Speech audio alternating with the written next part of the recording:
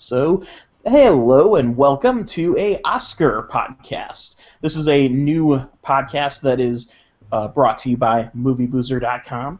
I'm your host, Ken Ekman, and I'm joined today by Bill Leon. Hello. And our resident Oscars expert, the writer of the Oscar Power Rankings articles, which, if you are a fan of statistics and what makes the Oscars tick, you no doubtedly read, no doubtedly, I don't know if that's a word, every week. Zach Jeremiah, co-founder of MovieBoozer.com. I think the word you're going for is undoubtedly. Yes. Perhaps. No diggity? That's possible. So, without going into to too much, Zach, you started doing the Oscar Power Rankings very quickly after we started the website a few years back. And what may I ask you? What is it that attracts you so much to the tracking the statistics of the Oscars? What brought you into that initially? It's just I like systems. So I'm a big sports fan. I love the ins and outs of the financial bits of the movie business. Mm-hmm. And the Oscars is just a logical connection between my love of that sort of thing and movies. Mm-hmm. So obviously it doesn't always come out as the result you would like. Neither does sports, of course, or politics. We'll leave that one alone. But we, it's still fun to track. It's still really interesting to have a rooting interest and to have a clear idea of the odds and what goes into it. And it's intriguing because one thing that's worth noting about the Oscars is the winners are not necessarily people who you personally would consider to be even the best movies of the year. Would that be correct in assuming? Oh yeah. Obviously, movies is very much a personal preference sort of thing as to what you think constitutes the best. But even among the hardened critics of the world, very rarely does an Oscar Best Picture winner also top their year-end list. We did pretty good last year with 12 Years a Slave. I think a lot of people would say that was as close to an ideal winner as you could ask for. Last year I think there was a strategy behind it, how they kind of divvied up the awards between all the movies. Yeah, that's something that seems, it almost seems systemic, but the fact is the voters in each category are different groups, are they not? Voting for, if you're voting for... Like sound design, that sort of thing, yes. Although more and more of these categories are being opened up to the Academy at large. Mm-hmm. And to be honest, I'd have to look up which ones are now. So for an Oscar expert, that's a disappointing answer, clearly. But but things like Best Foreign Film just got opened up. Like a lot of things that used to be very specialized voting bases are no longer, as such. So you get a lot of populism. That's how it goes. And that's the thing that I've noticed about the Oscars is it tends to be a mix of that, of populism and fulfilling what is the big thing, but also there is still a layer of it's populism, but it feels like the kind of populism that would be granted by by the French court of Louis XIV or something, where it's like, oh, the people will love this. Well, it's an oligarchy, but it's the Academy's very large. Every year they add a significant number of members. They've been making a very big sort of effort to make it more diverse, but I mean it's difficult to do, especially when you don't ever kick anybody out of the Academy. So if you were a successful white producer back in the 60s and 70s and you're still ticking, you're still voting if you wanna. And just like every election, the elderly love to vote even more, as it turns out, usually than the younger people. So it skews. It skews populist. It skews a little safer. It's just the statistics of the voting body. It's not like anybody's decreeing what wins, but you can sort of see the way the wind blows a lot of the time. That being said, recently, honestly, I think Oscar has gotten better and better at not driving Miss Daisying themselves so badly. Maybe part of it is that the older guard is the guys that were, breaking through in the new Hollywood in the 70s. Now these are the old Wait, people. I just have to stop you here. Mhm. Driving Miss Daisied. So what you're saying is that didn't deserve the Best Picture? I'm not sure the director's mother would have, Mrs. Beresford would have said that deserved the Oscar. I think everyone knows that did it. Racist. So with that, Are you calling Bruce Beresford or me racist? uh, let's just say you for the sake of argument. That's fine. So with that said,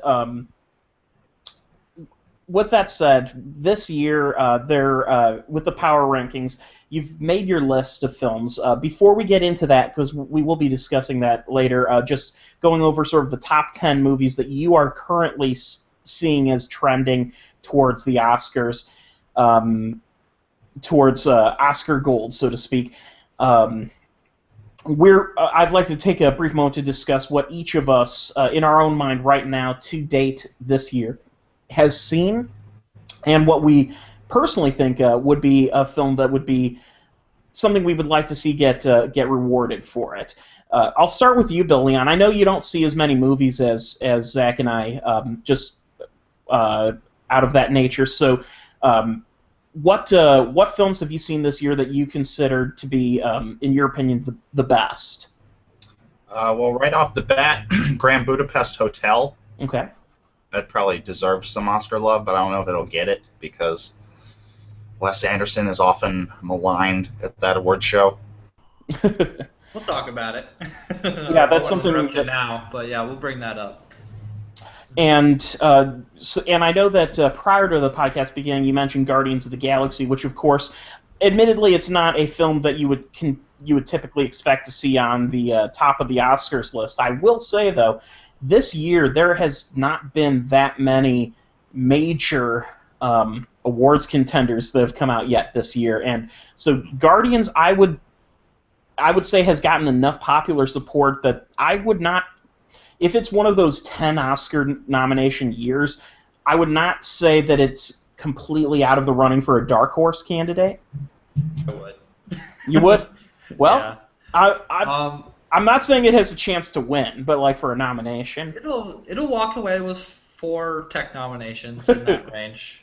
Don't worry about that. But for nobody's saying Best Picture, everybody very much enjoys the film, but the Marvel formula is the Marvel formula.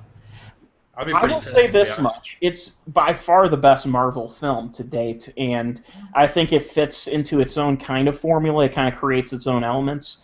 I'm not saying that the movie is by any means a Oscar winner, or even should technically. It might be an Oscar winner, technical category. Oh, okay, yeah. Entirely right, yeah.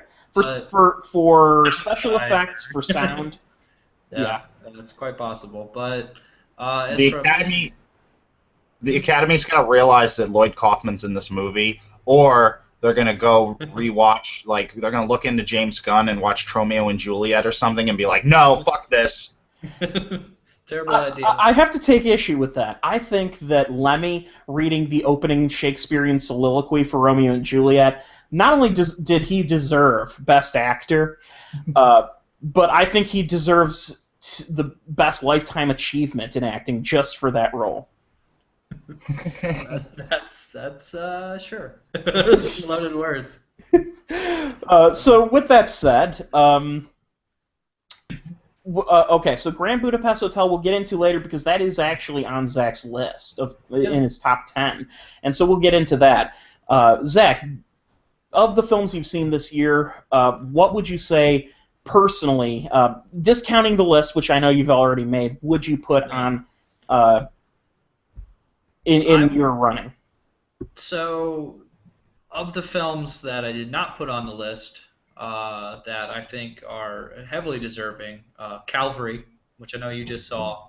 Mm-hmm. Incredible screenplay, one you can unpack for days. Some incredible acting led by Brendan Gleeson. I think that one's heartily deserving of Oscar, but it's just not going to get the campaign. It came out um, Too early enough early. in the season. Yeah, it just came out too early. Nobody's targeting it for it. And to be perfectly honest, for Oscar, you need a campaign for Oscar. Right.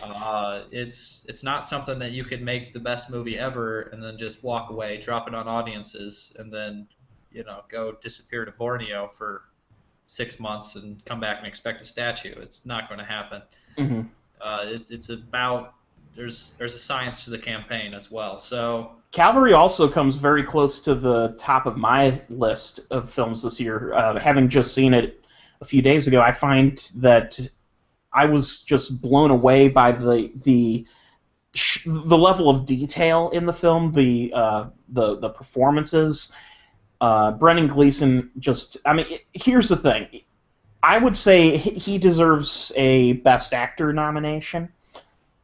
That's something I would look forward to seeing, and I think that's of anything he probably stands a chance at that. At least for my. you'll be in the back of people's minds if they actually wanted to mount a campaign. I think it could happen. They're just not going to. So You know more about the campaign mounting. So tell us yeah. what exactly. What is the requirement for mounting a campaign, and how are they not fulfilling it? Money. And well, to be a little, let me look up the studio. Was it Focus? I think it may have been distributed in the U.S. by Focus, but I'm not sure. Because what it comes down to is, it's done. Okay. Anyways, what it comes down to is the studio. They build their roster basically, and they decide what they're going to run. Harvey Weinstein has been in the past a genius at this. He's had some trouble the last couple of years. Oh, I take it back. I'm sorry to interrupt, but it was distributed in the U.S. by Fox Searchlight. Fox Searchlight, yes. Fox Searchlight has bigger fish to fry this season, and that's really what it comes down to. I see. You can let's see. They have Birdman. Birdman's probably going to be their main thrust, the Alejandro González Iñárritu film. Mm-hmm. They have Wild with Reese Witherspoon. Fox Searchlight is one of those studios. They're the ones that took 12 Years a Slave all the way last year. They're really built around the Oscars in a lot of ways. The films that they pick up at least are in that conversation. And they just have to pick and choose. The Drop is another film that they distributed that has been getting some nice notices from some good places recently that will not get an Oscar shot because they're just not going to put the resources behind it. Because I see. Okay, so basically, just so I can understand it, in order for a movie to run into the contention for an Oscar, it basically needs the studio that produced it to give it full backing as their this is our Oscar project. Yes. Flagship. The flagship. Exactly. A24, a very interesting little studio that's been growing a lot recently. They're distributing Tusk, for instance, which I'm sure that'll be at the top of your list. Yeah, very much so. No, they've got a very interesting slate year to year. They just kind of popped in the scene a few years ago, but they're going to mount their first big Oscar campaign, it appears, for the new J.C. Chandler movie, The Most Violent Year, with Jessica Chastain. And it's going to be very interesting to see how that goes because the film on paper has a lot of good elements. They're giving it a immediate release date, but they've never ran a campaign before. This is something that poor Inside Llewyn Davis ran into with CBS films last year, was they just didn't have the moxie for it, and they couldn't keep it in the conversation. And, well, I think the problem, if I'm not mistaken, and I think you said this too, Inside Llewyn Davis's big problem was that Sony Pictures held out on its release for so long that by holding off on it for as long as they did, it left out any chance that it would that would reach the popular consciousness. Well, and certain movies are just going to be easier than others for that to occur. Inside Llewyn Davis is one of those type of films. it's a confluence of a lot of sort of things. How populous is the film itself? Um, what are the names behind the film? Hmm. Somebody like David Fincher goes a long way on his name alone. Um, where a smaller studio can run it a better campaign just on that. If it's Hmm. a rave sort of film that everybody just explodes for, then that can really help you as well. Right. Sort of Uh, like a couple of years ago with Beasts of the Southern Wild was yeah, kind of a exactly. there was a little film that just it was sort of the little film that could, and it ended up getting an Oscar nomination uh, for even the supporting actress who was what 4 years old, 5 years old at the time of Wasn't filming. that lead actress? Like 5 or 6. Yeah, lead Yeah, actress. You're just right. lead actress. By the way, that was Fox Searchlight again. Beast of the Oh, Southern Wild. okay. But they picked it up out of Sundance. So yes, the film, to say that it's all campaigning, some people are very reductive and like, the most money wins and all that. That's not really true. Hmm. Quality comes into it quite a bit. But when you have the harder to sell type of films, the less big names, the less audience friendly premise, uh, that sort of thing, you need to do a little more work, and studios pick their campaigns basically for those type of films. So let's talk about Birdman, because that's what you put number one on your list as far as Oscar predictions. And the reason why I'm curious about that is I admit I don't know a whole lot about this other than the trailer. I know that it is. Well, the trailer, I just want to point out, is kind of confusing and Hold obtuse. on, kind of confusing. Yeah, I'm sure. Oh, it looks like and a. and we Yeah, can't just just. say so. This is the Oscars, so we do have to give it the full title read: Birdman or the Unexpected Virtue of Ignorance. Okay. Yeah. So the reason I say that is because at the Oscars now, as you know, they're required to read the entire title of the film. Oh, So really? Okay, so that'll be fun. yes, Birdman.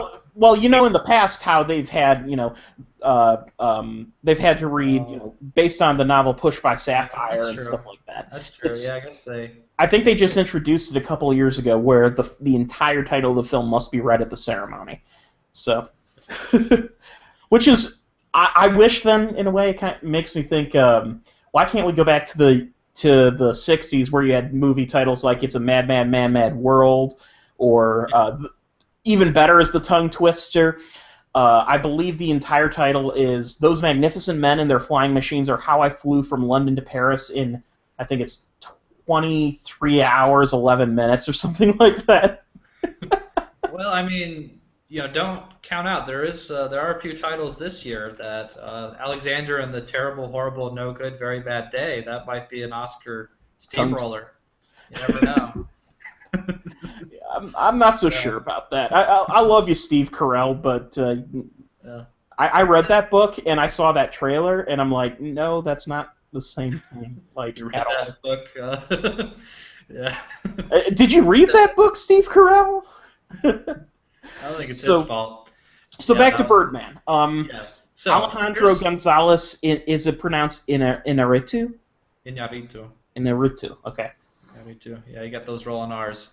But anyways, the reason why that is number one. First, I must stress that at this point in the campaign, it's a fool's game picking a number one. If it were to win Best Picture, it would blow my mind. It's possible, It but it's is. very It would be difficult. the first superhero movie to be. Yeah, quasi superhero, superhero related. Yeah, Well, Birdman is a superhero. he is a superhero. That's true, and it's a very meta tale of a former bird-related superhero turned playwright trying to recoup his artistic integrity in one continuous shot.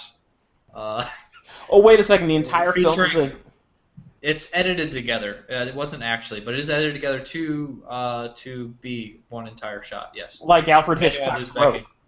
Exactly. Oh wow, that's amazing. It's going to be a mind blower. And the reviews out of Telluride first, and then it moved on to Toronto, were just crazy, stellar. People loved the film. Well, I have to say the cast is fascinating. Michael Keaton, Emma Stone, Edward Norton, Is all Zach right. Galifianakis, Naomi Watts, Amy Ryan. Yeah, no, they've got people are saying that Keaton is just about a shoe-in for Hmm. Best Actor nomination. Damn. Edward Norton's looking very good in supporting, and so is Emma Stone at the moment. Uh, Now, let me ask you. I don't know anything about the storyline, but is there any chance that at the end of the movie he decides to forget show business and just become an attorney? who knows? And the reason I'm asking is because this would be the most amazing prequel to Harvey Birdman, Attorney at Law. No, that would stand to reason. I saw where you're going with that. And I know, Bill, that you're a fan of Harvey Birdman. Let me ask you, if that's what it turned out to be, would that become your number one choice for the movies? It depends on if they were to involve Stephen Colbert and Gary Cole.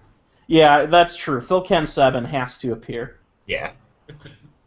So with that said, Birdman being your number one, my question that I have for you, what led you personally to putting it so high on the list as opposed to some of the other contenders?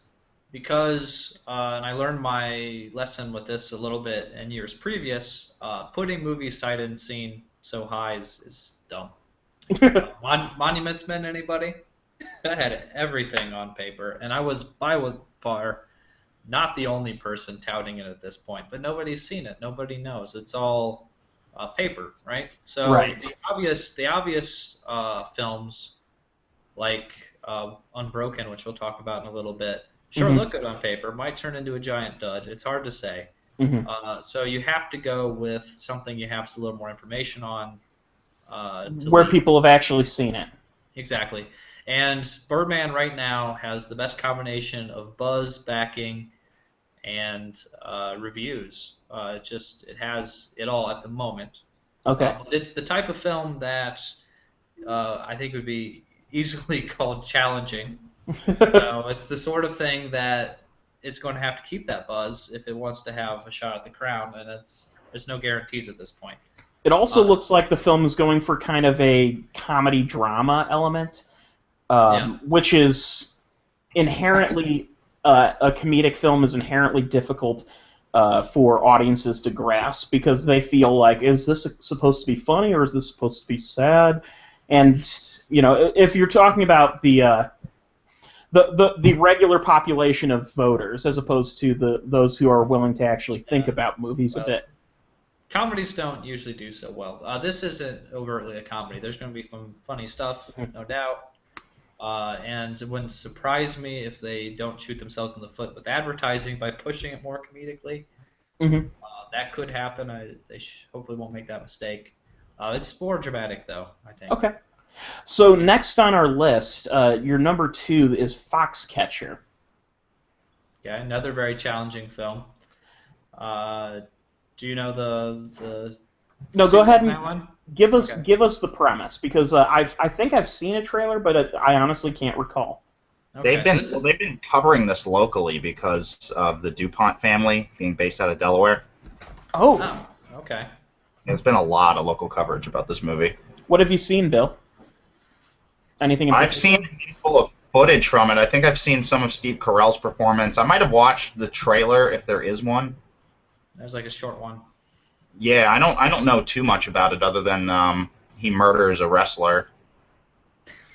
So yeah, you basically know the movie. Oh, spoiler alert. Spoiler alert, dude. But Well, It's I a mean, mystery movie, Isn't that so kind I of mean, isn't I that mean, kind of it's- implied coming in? yeah. yeah, I knew it already. So You wouldn't it's not watch a like movie about real. John Wilkes Booth and expect for him not to shoot Lincoln in the head. More people know who John Wilkes Booth is than DuPont, James DuPont, Mhm. whatever the heck his name is, but it's okay. Anyways, yeah, basically, it's the movie that Bennett Miller has been trying to get made forever. Hmm. He took Moneyball in order. He wanted to make Foxcatcher, not Moneyball, but he took over the reins from Steven Soderbergh on Moneyball in order to sort of get the cachet to get this done. And obviously that was a great move. It worked out well. Yeah, it's got him some nominations too, and so that's some mad cred actually. Yeah, and that wrote him his blank check for Foxcatcher. So he's been after this story for quite some time. It is about a Steve Carell plays a like millionaire, like just millionaire, who has this sort of unhealthy fascination with like the American dream and Olympics and American pride and this sort of thing. And so he sponsors the U.S. Olympic team, Olympic wrestling team, and he offers up his mansion as a place where they can train. Hmm. And so Channing Tatum and Mark Ruffalo play these brothers who are wrestlers. Ruffalo actually is a trainer now, and they train at this place, and then they just get this weird sort of relationship going on. Vanessa Redgrave is a very controlling mother type who plays Carell's mother, and things get dark, basically. So, Yeah, the movie also has Anthony Michael Hall. yeah, yeah. Where the hell has he been? I mean, he's been in stuff here and there, but Talk about Gone Girl, Tyler Perry and Neil Patrick Harris. This is the year for really strange casting for dark. for movies that Oscar-type would attempt to be. Yeah, Anthony Michael Hall. Yeah. The last thing I remember seeing him in, honestly, was Warehouse 13, that Sci-Fi Channel show. That, or actually, no, he was in The Dark Knight, wasn't he? Yeah, he had a little bit of role in that. Was he? Okay. He's been on Community. Yeah, he gets his jobs, his bread. Yeah, but it baffles me that someone, whose most recent films include Freddy Got Fingered. Oh yeah, he is in that. That's one of his most recent films. Well, most Like recent 10 years films, old. most recent films of note, because he was also in All About the Benjamins, Okay, and then some movies called We don't need to Final go down Approach this and bad path. yeah. So I only count movies that actually were released in theaters, and he hasn't done too many of those between Freddy Got Fingered, All About the Benjamins, and The Dark Knight. Either way, I'm glad to see he was cast in something prominent again. Yeah, I don't know. It's probably a very small role. I'm not hearing any Anthony Michael Hall Oscar buzz. But, I guess he's DuPont's assistant, so that's interesting. yeah. I mean, even if it's a small role, it's significant. Yeah, you'll recognize him. Hopefully Well, he's Carell- like Big Lebowski. So anyway, you were saying about Carell?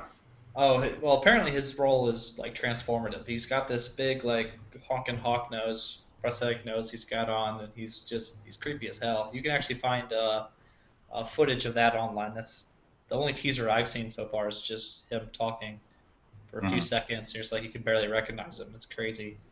He's a very strong candidate for Best Actor. Bennett Miller actually, the film debuted at the Cannes Film Festival, and it got among the best reviews out of Cannes, pretty much anything coming out, and Bennett Miller won Best Director at Cannes. So Well, Bennett Miller has a damn good Oscar cred. I mean, he did Capote and Moneyball, and his first film, The Cruise, I haven't seen, but I hear that it's a documentary that got some notice. Yeah. Yeah, I mean, once he moved into features, he was an Oscar type of guy, and it looks like it's just going to continue. He's really, I would be surprising at this point if at least the film didn't get Best Picture nomination. Ditto on Birdman. Okay. Both of them are definitely darker, more challenging type fare. They don't really sound like winners unless they can really kind of catch the cultural zeitgeist. Could happen. Speaking of zeitgeist, here's a film that captured the zeitgeist and then has, in my opinion, I've seen a huge anti-campaign. I see this every year. It seems to be there's always a movie that gets really popular and then suddenly people start reacting against it, kind of unfairly. In this case, Richard Linklater's Boyhood. Oh, yeah. Well, that's the problem with being the front runner. And that's the problem with being universally adored, is that somebody doesn't want to be part of the same universe as everybody else. It's almost kind of a self-fulfilling prophecy, though, because it's whenever you have a film that critics just rave about, you have a problem where then expectations. Well, then a few people go in with huge expectations, and then when a review does get posted that is negative, unfortunately, the problem with the internet is people will jump on them. People and they haven't will be seen the like, "You film. just don't understand," and crap like that, which is equally hurtful because what I think it does is it makes the anti camp embed themselves even harder and start Oh, yeah. campaigning actively against the movie as opposed to simply not liking the movie. Yeah, it turns into a war. You see the backlash all the time. Hmm. That's one of the issues with coming out so early. Yeah. That's also why often you see movies build up a ton of buzz in Cannes and then just drop under the radar again until closer to their release date. Hmm. So Or people fizzle wonder out around. altogether. Yeah, well, that happens too. But the ones that really have the Oscar Gold dreams don't keep a campaign running throughout the year because it's just going to invite that sort of thing. Hmm. And Backlash. honestly, I think that the big thing about Boyhood that the point is, I thought Boyhood was a fantastic film, and that's a movie that I was going to put on my list personally of movies that I'd like to see get some nods. I'm not sure I would call it a Best Picture winner, but as a nominee, I can see that. The reason why, if I had some criticisms about the film, I would say that it does actively avoid. It seems to actively avoid controversy at some level, where it feels like they're going out of their way to not have things happen in the movie. Well, I think that's kind of the point. He wants to make a film about boyhood. He could Right. have, losing your virginity and I don't know, Oh, I getting wasn't caught when expecting cops anything like vandalizing a that. house. And, like there could be fireworks, but it's kind of the point of the film, is he wants a true to life Hmm. sort of feel, and I think he actually accomplished that beautifully. Yeah. I Well, really like the film. oh yeah, and it did hit me pretty hard. It's actually inspired me to get a little bit deeper into my writing to an extent too, and um, I really appreciate that. I think the performances are solid. Oh Um, yeah, the Miguel the Arcotran's a star, to be the honest. the one scene that That's great. really there is one scene in the movie that kind of ticks me off, but at the same time I'm almost it ticks me off in a way, but it's almost to the point where I admire it. Is Okay, which one was that? the scene when they're drinking and they're at this work site and playing around with sharp like Oh, that saw one. bits. It's sort of Yeah. the Chekhov's gun thing where they clearly set you up for what could be a dark turn of Oh like yeah. because the kid falls down like right next to where he threw one of those blades.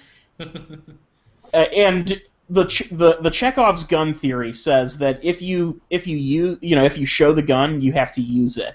Yeah. They don't do that. He basically sets you up for some horrible violence happening that he then just no, that didn't happen. No, I think it was brilliant. I Oh think yeah, he was building that tension, and then he subverts those expectations just when you build them. Yeah, which it's a I little playful. it bothered me for a while, but then it got to the point where I almost admire the ballsiness it takes to do that. Yeah. Um, And yeah, some criticism some people have had against it, which I think doesn't hold water, is the allegation that the boy turns into just a douchey teenager, which I would say that's not. I mean, I didn't find that at all. I thought his character was um, very likable, honestly, Yeah, and although he's relatable. extremely charismatic. I mean, he's got a little of the douchey teenager-ness to him, but like in a very teenagery sort of way. It's Right? just Yeah, really, he yeah. wasn't, he's not an alpha douche by any means, but he's got some stuff. He's got some pictures that he's going to regret later, and his kids find him like, oh, what, Dad, what the hell's wrong with you? But that's just how it goes. That's fashion. So the next movie you have on your list is Unbroken. We Okay. did talk a little bit about Unbroken, but this is the one where you sounded a little bit shaky, where there's literally we haven't heard anything about the film yet. It's just Yeah. you put it here based just on zeitgeist. So Unbroken and Fury both have they're an interesting thing to sort of tie together. You got your Brad Pitt and Angelina Jolie, of course. Um, and uh, anyways, both of them have some test screenings that people have had like Twitter reactions to, but they're not official. They're not reviewers, Hmm. and frankly, I don't know if they're real. If they are, the the buzz is very nice off of them. But you don't, the people that are talking, you don't know what their credentials are. So if somebody says this looks like a Best Picture winner to me, well, if you're Joe Plummer, you might not know what the hell Best Picture winner Well, is. here's where I'll put Unbroken in my mind. Unbroken feels like it's a movie that could be an Oscar winner. It has all of those pieces of material. Yeah, but here's the thing. There was a movie that came out this year that followed kind of some similar territory called Railway Man. Yep. And that movie, while I enjoyed it, and I think it was a perfectly entertaining drama, it felt slight, and it just didn't have what it took to, boost your expectations above simply a one-shot, oh, okay, I watched that. That was pretty good. Yeah, well, with the Railway Man, they kind of undercut themselves by moving away from the story and insisting on a more Hollywood sort of build-up and climax. That was their problem. Well, and it works in itself as a basic, everyday drama. If it's on TV, kind of. Oh, that's the problem. Is you knew exactly where it was going, and what's really sort of disappointing about that film is that you know exactly where it's going, but that's not where it went in real life. Yeah. They should have actually just adapted what happened. There's a lot more complex feelings of what it takes to forgive and that sort of thing. You don't always have to threaten to break a man's arm with a fucking axe handle before you realize that revenge isn't worth it, Some as awesome as that scene was. Awesome as it was, some people can process these things in much more complex, humane ways. And if you could find a way to put that on film, that's an Oscar movie. Right. So my point is, based on that, and knowing Angelina Jolie's previous directorial, actually, it was respected, but it wasn't. Nobody was really all that blown away by it. In The Land of Blood and Honey, it was very social issues-y, like Angelina Jolie sort of thing. Where her next film is going to be called Africa. Well, her By the Sea, apparently. No, By This, yeah. That one's her next one. It's actually a relationship drama set in the 60s with Brad Pitt, which looks interesting. And no one even knew about that until it dropped some pictures recently. But she just got attached to another film called Africa, which is about Africa. I think colonialism in Africa. I can't remember exactly. No. It's Richard Leakey. Richard Leakey's campaign against ivory poachers. But anyways, it sounds like exactly the sort of thing Angelina Jolie would be interested in, right? I think that's what went against her for her first film, In the Land of Blood and Honey, about a love story set in the Serbian-Bosnian conflict. I haven't seen it myself. Right. I'm going to have to see it. I kind of want to get an idea of her chops, but it sounds like she has a good eye. Mm-hmm. And she surrounded herself by literally top of the heap talent. Roger Deakins is her DP for Unbroken. The Coen brothers did a second pass on the script. Yes, which of course that itself is enough to get me interested. Yeah. Music by Alexandre Desplat, which exactly. Yeah. That's just a wonderful choice too. Well, and it stars the star of a movie I was going to mention too that I thought should get some Oscar love, but may get it by proxy through Unbroken. Startup stars Jack O'Connell, this British actor who is a beast. He's in another film called 71, like an Irish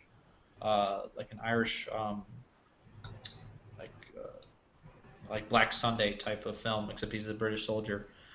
But he's the next big thing. So if he can nail it with Unbroken, that movie could very well win it. But for me, the movie also has Domhnall Gleeson in it, who's also on the come as a performer. Yes, and apparently he does amazingly, according to Twitter user 32B/C. Who the heck that person is. So we'll see. Angelina Jolie's still a question mark in my mind, but she clearly can attract top talent. Her name alone is going to keep it in people's consciousnesses. It's got a prime December release date. It's got all of the elements. That's going to be released right at Christmas, isn't it? Yeah. Mm-hmm.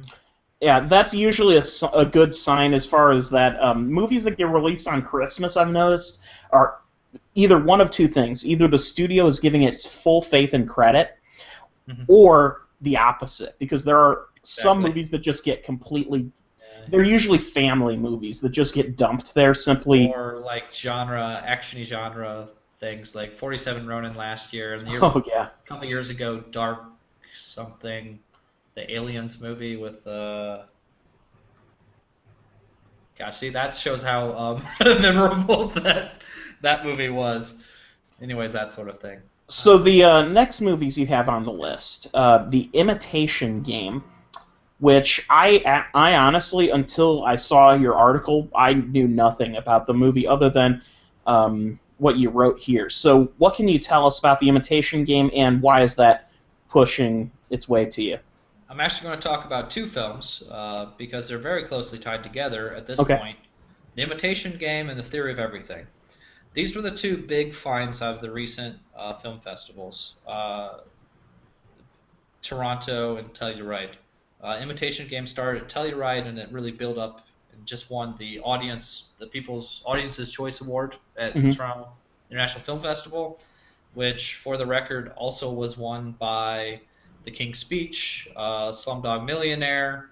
Oh, They have a pretty good record of picking like populist Oscar fare. It's a beautiful barometer. So the Imitation Game won that, and that's huge. Theory of Everything also got a lot of reviews. The reason why I linked them is they're both British biopics about geniuses. oh The man, Theory of Everything is Stephen Hawking. Exactly, Yeah. and directed by James Marsh, who did Man on Wire. The Imitation Game is about. It's directed by Morton Tildum, who did Headhunters. I don't know if you saw that European film that got a lot of cachet, and then he moved on over to Hollywood. And it is about Alan Turing, Oh shit, genius. Yeah, really? exactly. The Turing test, the Enigma code, and it's about him cracking the German Enigma code. Yeah. He Wow. also was a homosexual that was forcibly sterilized by the British government. Yeah, I didn't hear And he about that. committed Damn. suicide. Like, it's really dark story. I don't think it goes all those places in the film, but clearly it's the sort of thing that amazing, affecting biopics are made of. Benedict Cumberbatch stars as Alan Turing. Apparently, does a great job. Keira Knightley has a flashy supporting role. It and Harvey Weinstein is the guy who's distributing it, and it looks like his main horse in the race. And when Harvey Weinstein rides a horse, he rides it to the ground. He's the one that got, say, for example, Shakespeare in Love to beat Saving Private Ryan, which Yep. is still hurts. Uh, so he can do it. He can make it happen. So that one's looking really good as well. Oh, the The movie also has reviews, Charles Dance from Game of Thrones. yeah, he's in a role. He's got a few other notable actors. The Theater of Everything stars Eddie Redmayne. Apparently, he does an amazing job acting. It stars Felicity Jones as his wife, and she is an incredible actress who's been flying a little bit under the radar in the last several years, but is ready to make a big step into a Jessica Chastain type of career, uh, ideally and very possibly. Um, so it has a lot of things going for it as well. The knock on both of them is that the word out of TIFF is that reviewers liked it. Critics very much like both films, Mm-hmm. and they also said both of them are a little frustratingly conventional. The Ah, frustratingly conventional British biopic, cough, The King's Speech, cough, usually does pretty well at Oscar, but also usually underwhelms the fuck out of me. So, so we'll see. We'll see how that goes. yeah. Usually with But those quote conventional Oscar biopics, I usually enjoy them, and then I usually just kind of don't rewatch them. yeah, exactly. They're one good watch, and like, yeah, that was very handsomely staged and fairly competently acted, and I say Well, I enjoy it. And a tip of the brandy glass to you, good sir. And no, you're not the best film of the year. I'm insisting that you are. right. Um, So I don't know. I'm not saying that these may knock our socks off. Clearly, we haven't seen them. They're not going to release for some time yet. But that's my suspicion on those. And the other thing is the fact that I'm pairing them, and a lot of people are pairing them. They could very easily work against each other. Mm-hmm. Um, All right. Especially with those titles that are kind of generic. So it's the sort of thing that people might start confusing them for each other. Like they could sap each other's strength. Mm-hmm. Yeah, well, one thing, I mean, theory of everything, when you Google it, the first result you get is just a Wikipedia article on the scientific theory of everything. Yeah. And so, as far as catching the zeitgeist, I think the first thing you do when you put that in, if that's what you get, you'll be like, oh, so the movie's about science and stuff? Oh, that sounds boring. I'm not going to see it. At least that's what your average person would think. Yeah. Well, you never know. The thing about Oscar season, these Oscar movies, I just read somebody that wrote an article that defends Oscar season. People get very tired of Oscar season and all the politicking and movies like The King's Speech winning, Shakespeare in Love winning, it all. People get a little jaded by it, but the fact is, these movies get made because people hear about them through Oscar season, and they become financially successful. Movies you would not expect to be $150 million grossers are doing it based on this, because there's a very large market of people who want to see a quality film, and Oscar stamp is, how they figure out what a quality film is. And they want to be involved in the sort of thing we're doing here as well, analysis, and it's big business, and it's good that it's big business, because otherwise we get nothing but fucking Marvel movies all year. And I like Marvel movies, but I don't need to watch 8 of them in a year, I'll tell you that. Well, I think they've started to figure out that, because some of these superhero movies are doing better than others. The Marvel films have succeeded, but you have, of course, also part of the Marvel franchise, the new Spider-Man movie, which, while successful, was a marked decline from the previous film. Yeah. But you're seeing a lot of boom and bust right now with the superheroes genre. That's a whole other conversation. So next on the list, we have Mr. Turner, which I know fuck all about, so I'm going to need you to bring me up to speed. Is this a movie about Ted Turner? It's a movie about Ted Turner if he was an irascible, overweight English painter from the 1800s, played by, Timothy Spall, it says. Timothy Spall. Oh my gosh, yeah, I'm starting to short circuit here. But yeah, Timothy Spall. Mike Lee film. The Academy loves them some Mike Lee. He's just an irascible fat bastard who's one of the best painters of all time, basically, is what this film is about. It's the Philomena pick, I think. Okay. It's the the stately British film that most years would easily be one of the top 10. Got great reviews out of Cannes. The Academy loves Mike Lee. There's a lot of stately British competition this year, though, so it's hard to say. A lot of people are saying Timothy Spall is a shoe-in for Best Actor. Oh, Mike Lee also did Topsy Turvy and Vera Drake in Another Year. Yeah, you're right. Yeah. They love Mike Lee. Why? I also wonder. It's very strange to me what the Academy likes, because how is Mike Lee, demonstrably better than John Curran or than oh gosh, who am I thinking of? The one that shakes the barley, Ken Loach. Mm-hmm. There's a lot of that caliber of filmmaker that Academy doesn't even know exists, but Mike Lee they love. I don't know, but. Or, actually, how is that any better than someone who has been ignored by the Academy since his career began? Who is next on the list? Wes Anderson and The Grand Budapest Hotel. Okay. So, The Grand Budapest, this is Wes Anderson's ticket. This is his best shot. It is possible. So, yeah, don't get your hopes up too much, but it is certainly possible. So, how to hear that?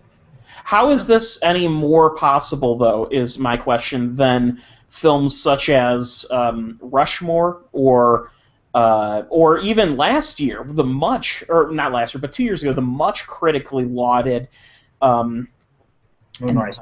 Moonrise Kingdom. For some reason, that name Moonrise always Kingdom, yeah. evades me. Well, because it has a different caliber of love, basically, from Okay. reviewers and the public. A lot of people are kind of calling this his first serious film. What? I don't know if I would really call it Yeah, that. I would consider this serious, his first serious issues type film that he touches on. It's not. I It's not, guess. okay, he I'm sort trying to of articulate touches- somebody. I'm trying to articulate something that I don't agree with, so it's a little tough. Okay. So, well, first of all, he does sort of touch on the Holocaust a little bit. Yes, exactly. Yeah, I and guess. it's an allegory for totalitarian states and that sort of thing. It's not actually a World War II movie or anything like that. But it's in the But- guise of a French farce. It feels. You know what it feels like? Oh, farce. jeez. What's that? Feels like a farce. Yeah. Well. Yeah, I mean, it is. It's a farce, no doubt about it. But it's a farce with the sort of dark undertones that something like Moonrise Kingdom didn't really have. And it's not the farce thing that people have had trouble with Wes Anderson before. I think it's the whimsy, sort of own very writerly, very artificial worlds, like stuff I really love about him. But there are Wes Anderson people and there are not Wes Anderson Right. people. Exactly. That's Well, how it goes. And I don't hold it against people because I think he is he's the kind of filmmaker. He makes his films for his audience, and That being said, I think he really grew his audience with this film. okay. I think he crossed a lot of the sort of things that people that didn't like him didn't like. He sort of softened those features in this film a little bit. He added those little undertones, those more serious undertones. He still did a very Wes Anderson film, in some ways like the most Wes Anderson film, I think. But To my mind, the only thing that the film had less of was slow motion sequences. That's the only Wes Anderson trait that I can think of that the movie had less of. Mm-hmm. well, and the hyper, introspective, very writerly type characters. Oh, and it didn't have as many famous pop song Well, that's true too. elements either. Yeah, well, and I mean, part of it was also setting it in the past. Mm-hmm. Either And the Europe, fictional by the way. past, and Europe. This is the first Wes Anderson film not to. It's more of this sheen of class that some people. Well, Moonrise Fun Kingdom War took too. place in the '60s, didn't it? Yeah, that was his. Yeah, that was also the past, of course. But the more. The past and setting it European- entirely within Eastern Europe, I think, is probably what. Yeah. Well, and the thing is Wes Anderson arguably has always set his movies. Well, in the his- 60s. Yeah. He loves that. That smash. His films are French New Wave films of the 20th century. Yeah. 21st century, rather. Yeah, in a lot of ways. This film, though, is all of that, and it really has grown his audience, it seems, and it really has. And there's also the sort of thing where at a certain point you become due. Yeah. And when you're a filmmaker of his stature and you've been completely ignored, every film that you make that isn't a complete dud is going to get you closer to that. You're going to inch forward. And I think Moonrise Kingdom was a big step in this direction last year. And I think this one might have what it takes. He shoots himself in the foot a little bit by his release date, too. Yeah, his films are almost always released in the spring. And actually, when people have asked him about Oscar campaigning, he seems very uninterested in that. He doesn't care, and that's So another that's thing probably that's another gonna- reason why.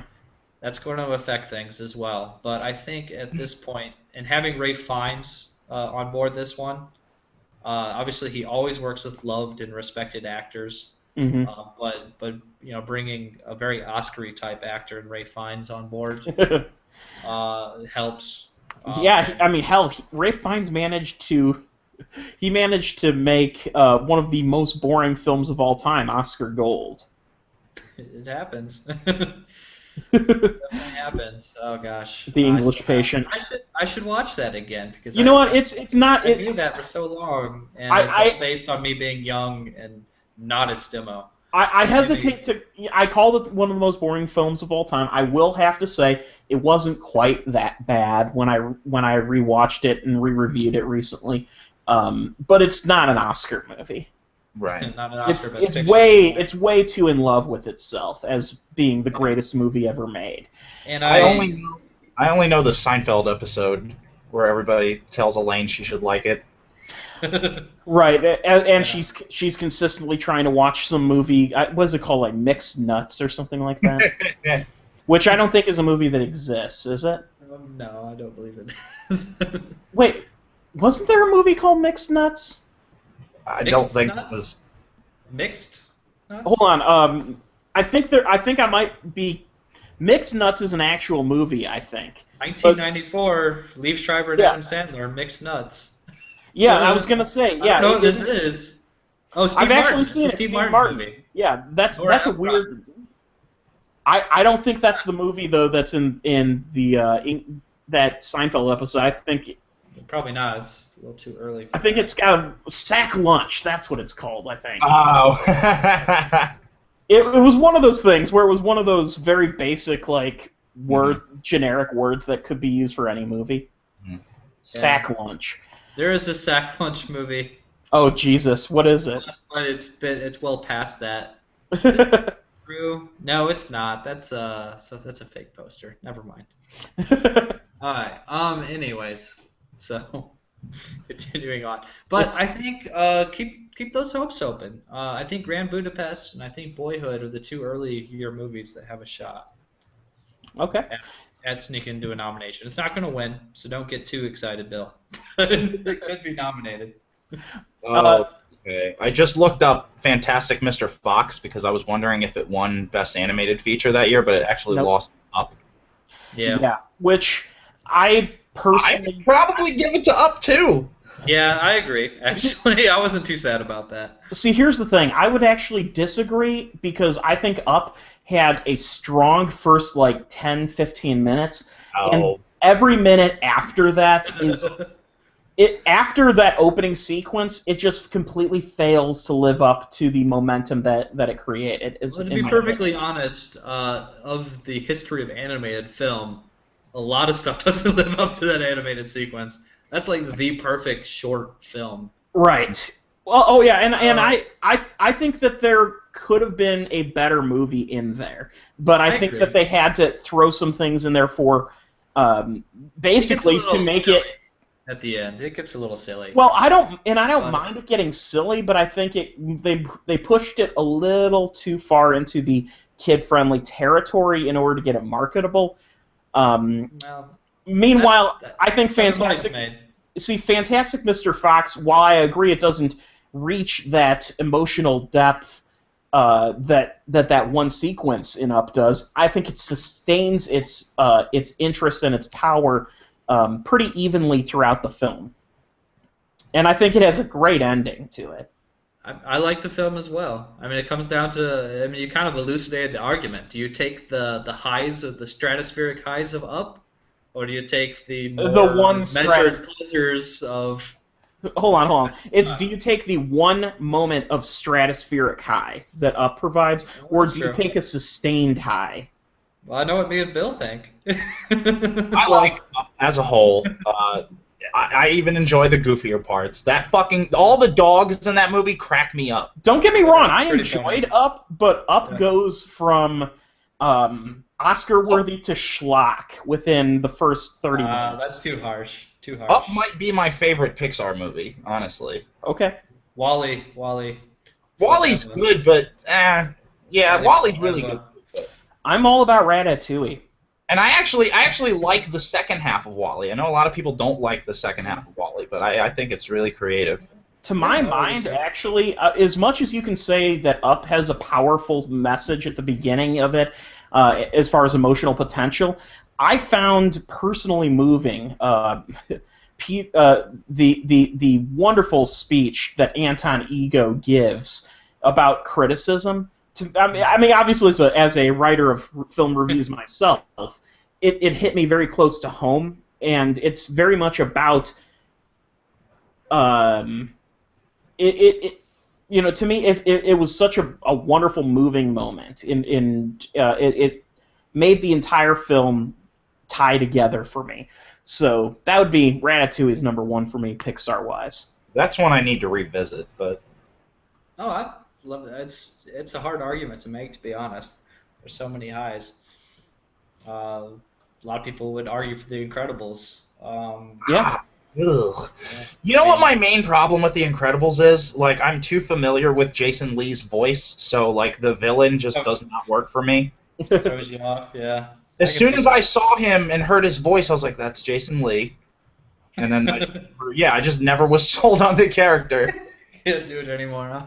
Yeah, I was always it's the devil baby at the end, so I was like, I loved that. That was brilliant. Here's one thing I can say as an argument for Ratatouille. It's the final great performance of Peter O'Toole. Yeah.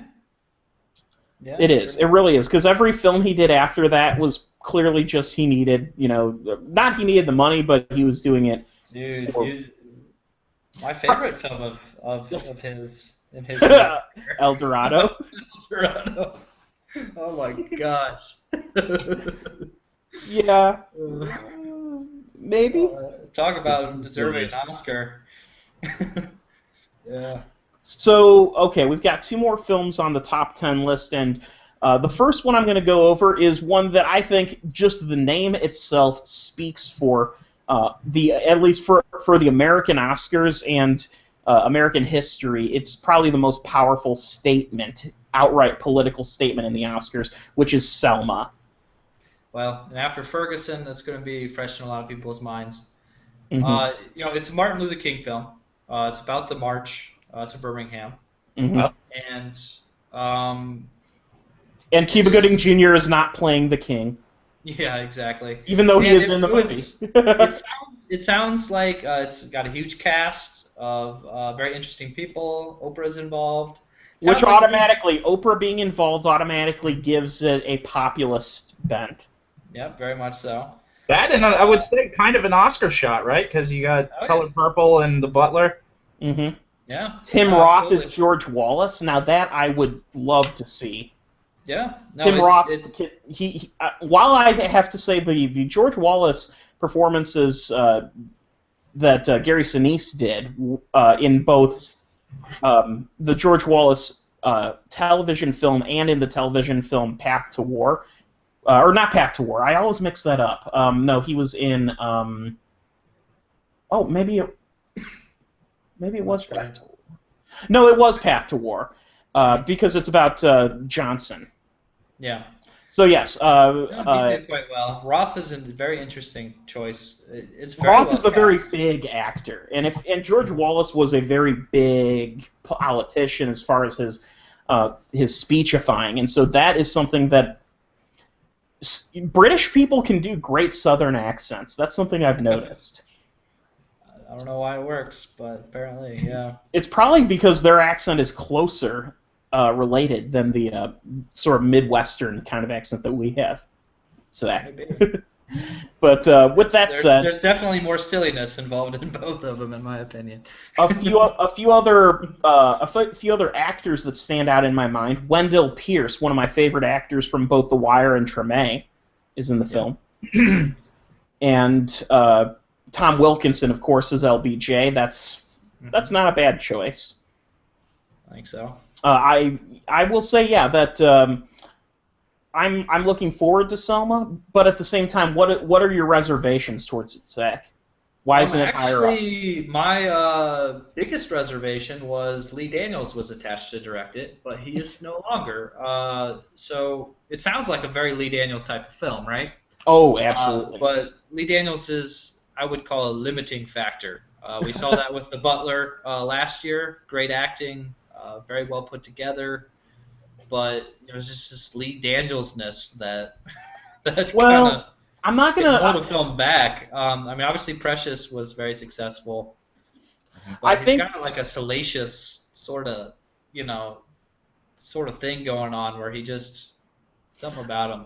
Well, I think, honestly, there's a bit of an impetus to it where I think people almost find there's a level of pomposity to him because he insists that his movies are titled Lee Daniels blank.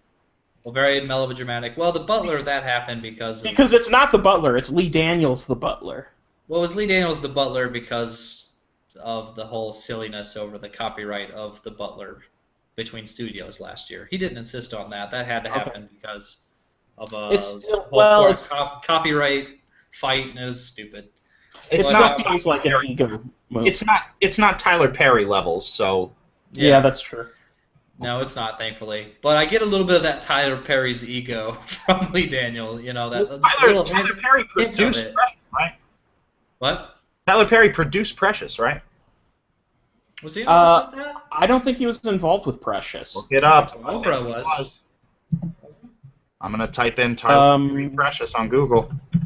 Okay, you do that because while we're talking Tyler Perry, the next film on our list features him. Well, no, before we go there, let's finish our thoughts. Fincher's new film.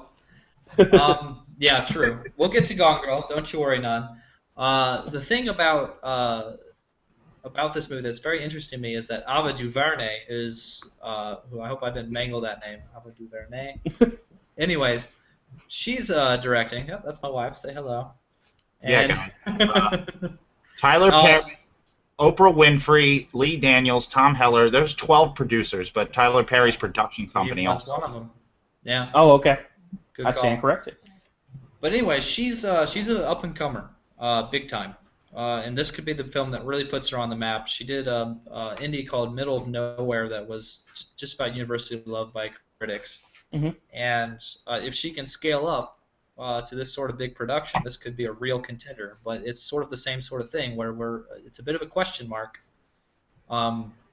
Whenever you have a smaller indie type director taking on a big production like this for the first time, it can go great or it can go bad. Okay. So okay. 1 second. We're going to get a little bit of a Birdman sort of POV shot right now.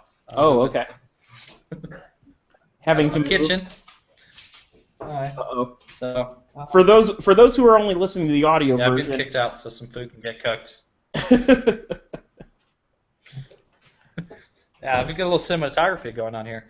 Yeah, but, I was gonna say this is sort of reminding me of Lock, Stock, and Two Smoking Barrels after the card game. Yeah, a little train spotting. There's gonna be a baby on the ceiling here in a second.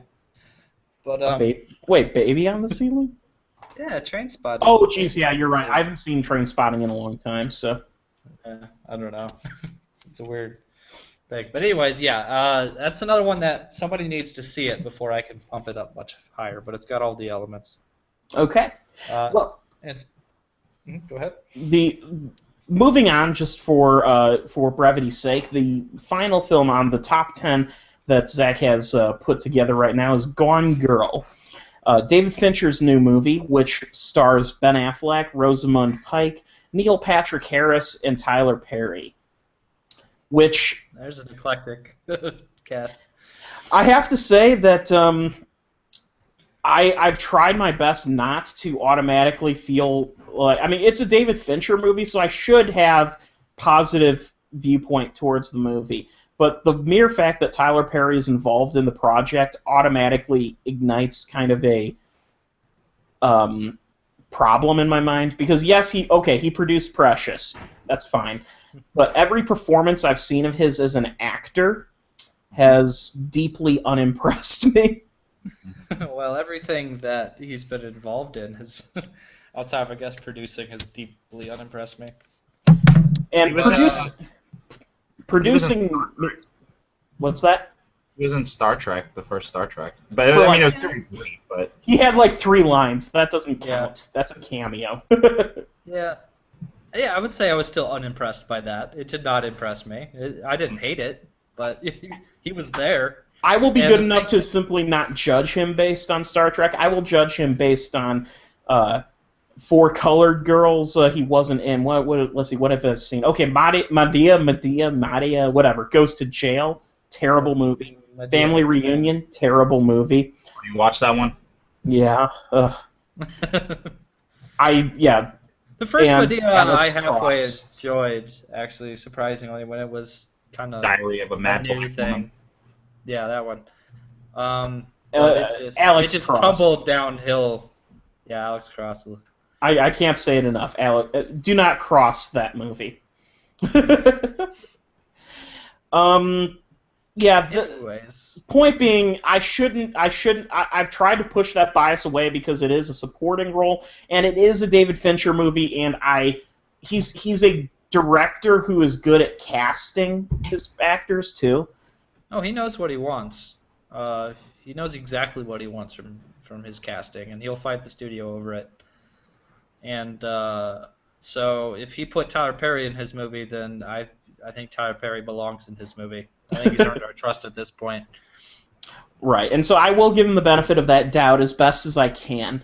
I guess Trent Reznor once again is doing the music with Atticus Rose, so that's a good sign for those who saw The Girl with the Dragon Tattoo in The Social Network and appreciated that. Amazing scores. So why is the movie not higher on your list? Is it because it hasn't been seen yet, or? It's going to be nasty. It's going to be a nasty movie. It's going to be dark. It's going to be divisive. It's going to be vicious. It's going to be everything I love from David Fincher. But and hopefully everything works together. I think it will. I just have no reason to doubt David Fincher. But I think this is going to be closer to the second film you said than the first, which is it's going to be closer to The Girl with the Dragon Tattoo. Okay. Which also fell just short. Now that one was a little underwhelming because he's still, it's very good airport fiction, but he is adapting airport fiction. And he's doing it again here. Again, supposedly very good airport fiction. I haven't read Gone Girl. But, that is a bit of a limiting factor. One thing I found interesting, I actually saw the Gone Girl trailer for the first time just a few days ago when I went to see A Walk Among the Tombstones. And then when I saw A Walk Among the Tombstones, the first thought in my mind is, this kind of feels like the same movie that trailer was selling me. It really did. And so the thought on my mind was, because I know that A Walk Among the Tombstones is certainly an airport fiction-based kind of movie, though an effective one. I would recommend it. It's not going to win any Oscars or anything, but it's an effective thriller. Point being, Gone Girl, based on that alone, is going to have to work hard to convince me of Oscar. Yeah, I think it's going to be an effective thriller. But will it go beyond It's going that? to be an incredibly stylish, effective thriller, but exactly. Is it going to be able to tap into something a little more Substantive? substantial? Exactly. No, that's exactly right. The Girl with the Dragon Tattoo really didn't. As much as I enjoyed that film, but the fact that it didn't hit the Oscar race was no big tragedy in my opinion. And it didn't help that the movie was done very well in its original Swedish version. And I would say this is the better version, the one that Fincher turned out. Yeah, I would even say that, but it felt inessential, I guess. It wasn't necessary, right? I don't think he made it that much better than the Swedish film. It's sort of like if you've ever seen, in a very similar territory, actually, have you ever seen Insomnia with Al Pacino and Robin Williams? I've seen that one. I haven't seen the original one, though. Yeah, well, the original film is the exact same film, but darker. And the performances are, I would say Robin Williams and Al Pacino certainly make the film. I think they were strong enough performers that they were able to rise above the pulpy material and make it a better film than I think it was a Norwegian movie. Or maybe it was Swedish. Well, either way. I think it was Norwegian, yeah. I think it was Norwegian, but it was actually shot in Sweden. Maybe. I think it took place there. Well, anyway, that is besides the point. Point being, while the American version is, I would say, a better movie overall, like performance-wise, it's not. If you've seen the Swedish or the Norwegian movie, and you watch the American one, you're like, So what's the point of remaking it? Yeah, why? It's like the same kind of thing. That was kind of Christopher Nolan's big entree into studio filmmaking, hmm I think. And which is They wanted fine. to save. It gave him that. It got him Batman Begins. You could argue. Yep, it just keeps going up and up. But yeah, no, I felt the same way. I actually just reviewed Insomnia on Oh, the site okay. after Robin Williams passing. Right. Yeah, I did see that. I'm sorry. That must have been in the back of my head. Might have been, because that's pretty much what I figured. Mhm. It's a little safe, it's a little airporty, and that's the thing. A Gone Girl could be that, or it could be something special. David Fincher, in interviews recently, has been on the interview circuit. And he's insisting it's something that people are going to love or they're going to hate, and Mhm. that's kind of exciting to me. Mhm. You know, something that's really going to be a conversation piece, a water cooler film. So even if it's not an Oscar film, it'll at least ignite some interest. Well, if it really ignites interest, that's the sort of thing that could propel it into the Oscar race. Ah, okay. So, So the I last don't. one, Yeah. we've covered the top 10, and here's a movie that's not on your list. I think you put it as like a dark horse contender. The reason I want to mention it is simply because I haven't seen or heard anything from it since I heard that it debuted. And I was wondering, what are your thoughts on Rosewater, Safe. the Jon Stewart movie? It's a slap Jon Stewart on the back for making a pretty decent film type of film, hmm but it's not an Oscar film. Okay. I just thought I'd ask because he wrote and Yeah. directed it, and I like the concept behind it. It's very fascinating, but Yeah. it is his directorial Garcia debut. Bernal. So Apparently, it's good. It's got some of the debut issues with it where some things don't come off as well as he wants it to, and it's a little safe. okay, From the reviews I've been hearing, some people wondered why he played it conventional. He didn't play it more satirical, considering his background. They thought he could have really turned it into something interesting. which could have And gone been, full satire with it, if but he anything, doesn't. It's it's a snatch. Uh-oh. It looks like Zach is frozen. Mm. He was frozen today. Let it go, let it go. Yeah. Well, he had his power go out earlier, and he dropped off on a conversation we were having prior to recording. So our resident expert appears to be frozen with his mouth agape. I don't know if that'll show up in the recording or not. No, I had a big hiccup. I don't know what just happened there. Yeah. You are back, though. I think we'll just close up discussing Rosewater since you don't believe it even has any Oscar potential. Not really. Some people think if he really pushes it, because he's such a well-liked figure, that he can maybe would sort of get it in there. But He doesn't seem like someone who would actually do that, because that would be tooting your own horn in a really obnoxious way. yeah, and he's not that kind of guy, and he doesn't have the time for it, to be frank. So Yeah. I don't see how that happens. hmm So anyway, needless to say, I think that's a good time to bring an end to this episode, our first episode of the Oscar Power Rankings, unless you have another topic you want to discuss. I just want to drop a couple names because people are going to be asking why don't you talk about this or that. Oh, okay. I'll throw three names out there. We can talk about them to the extent you want. Interstellar, Christopher Nolan. Inherent Vice, Paul Thomas Anderson. Yeah, those are probably Into the Woods, I guess, would be the three that people really seem to think are front runners that I did not treat as front runners. Mm-hmm. All three of them haven't been seen yet. Wait, what's Paul Thomas Anderson's movie? Inherent Vice. I will say about, what was the first one? Interstellar. Yeah. The trailers for that are doing nothing for me. Like, oh my god, it seems like some space cowboy bullshit. I don't know. Interstellar looks like a movie that, to me, it makes me think of movies like Solaris, where it's just a really introverted kind of like. It's a movie that I think, were it not for Christopher Nolan's name, I don't think it would be getting the push that it's getting. I think it would be dumped out like as a art house flick. That's how it seems to me. What are your thoughts on that? I think I don't know. I think it could be much more than that. Well, Uh, I'm not. I haven't seen it, so I'm not judging that. I'm saying the way it feels, the way it's being promoted, it seems like a hard sell. Hmm. well, I think the important thing as far as its Oscar chances go is that it's a hard sell to the Academy. Hmm. They've never given Christopher Nolan his due. So are they going Well, to I would have argue, nor are they fully deserved. I think Nolan tends a little bit too much towards the. I think he pushes himself like with interesting concepts, but I think his interesting concepts oftentimes take a turn for the conventional in the last act. Yeah, true.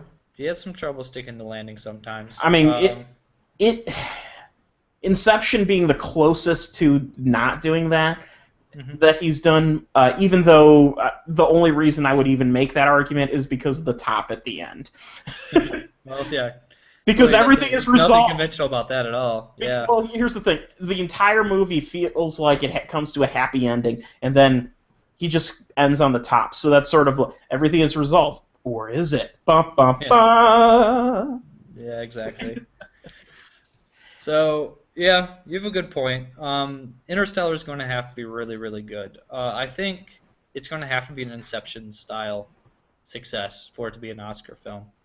I think Now, that's entirely possible, but we don't know yet. No one's seen it. now, Into the Woods is if I'm not mistaken, it's a musical, isn't it? Yeah, Star-studded musical. With Uh, Rob Marshall, who is, I think, one of the kings of middle of the road filmmaking. I agree. But he has an Oscar under his belt. Certainly. So, and it's the sort of thing that musicals, the Academy, even just the way the Academy presents the Academy Awards year in, year out, they adore musicals. And nobody's really making good musicals, but as soon as somebody makes even a halfway decent musical, they want to throw what they can at it. I mean, look at Les Mis. Not Yeah. that great of a film, but it got a ton of nominations, Uh, The supporting actress one is probably that's as far as I would have gone personally, nomination wise. I agree. There's some good stuff about it. And the same thing goes. And it sort of makes me shudder a little bit, the idea of another Rob Marshall musical going for an Oscar. But I'm not too worried because if Daniel Day-Lewis and Marion Cotillard couldn't propel a mediocre Rob Marshall musical in the Oscar race, Meryl Streep's great. Yeah. But I'm not too worried about it. I really think it's the sort of thing that is going to blow over. Meryl Streep is getting her chance to dress up like something again, so that's guaranteed to at least get her some critical notice as usual. Probably, yeah. I don't know. I love Meryl Streep. I do. I think she's a good performer. I just think sometimes she's used more rather than utilized. Yeah. Well, she has a bad habit of picking scripts where she is by far and away the best part of said film. That's part of the problem. She always is going to turn in a great performance, but Now, Inherent Vice. I know nothing about Inherent Vice other than looking at IMDb right now. Josh Brolin's character name is Bigfoot Bjornson, which automatically makes it a interesting movie in my book. So it's a Thomas Pynchon novel. Okay.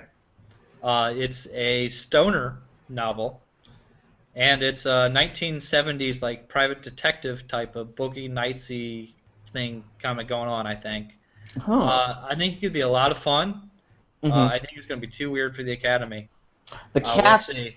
Wow, the cast is The cast is Eric great. Roberts, Michael K. Williams, Owen Wilson, Benicio del Toro, Joaquin Phoenix, Yeah, and the lead. Reese Uh, Witherspoon. Yeah, no, there's some good stuff going on there.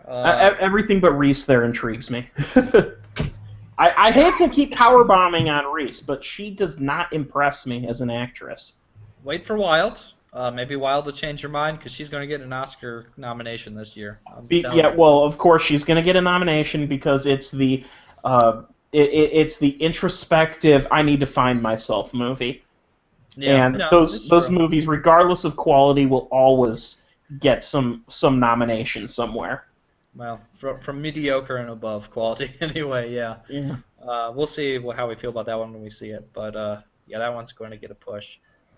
But anyways, yeah, Inherent Vice. I've been hearing Lebowski vibes, big Lebowski vibes off of it. Really? Yeah, Wow. I'm excited for it. I don't know if it's going to be the Academy's bag. Okay. Yeah. All right. So now that we've covered that, do we have any other topics that you want to go over, or have we, for this first episode, reached the end of our? That's probably good. If anybody's listening at this point, congratulations, you're a trooper. It's like an hour and 45-minute podcast. We'll probably try to streamline it. I guess it's not that bad. But... No, that's not. That's pretty typical podcast length. For us. For us. Yeah, well, Yeah, for and us. there's plenty of podcasts that are upwards of 2 hours. So, or if you're looking at Adam Carolla, you're looking at 3.5 hours sometimes. Wow. that makes me feel better, actually. All right, good. So anyway, I want to thank you for joining us on this first episode, and we'll work the kinks out for the next one. Oh, yeah. But, Let us know in some comments what you think. Shoot us an email if you want to hear some movie talked about, their Oscar prospects. Like, get involved with this one. Yes. Tell us what we're doing wrong and what movies we missed. Twitter and Facebook, people. Yes. Yep. And be as constructive or destructive as you want. Yeah, absolutely. All right. Well, thank you for joining us, and y'all enjoy. And I just said y'all completely unironically, and I must I do all the apologize. Oscar power! Power! Now you're playing with power. Goodbye.